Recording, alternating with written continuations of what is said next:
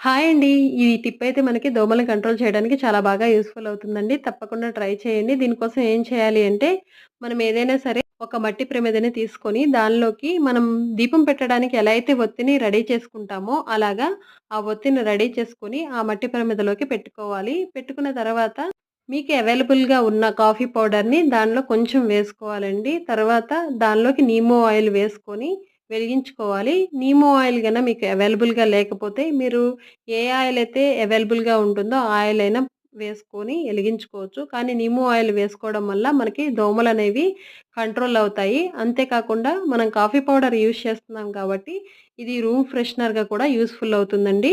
దీన్ని వెలిగించుకున్న తర్వాత మనం ఎక్కువగా ఎక్కడ దోమలుంటున్నాయో ఆ రూమ్‌లో పెట్టుకోవాలి.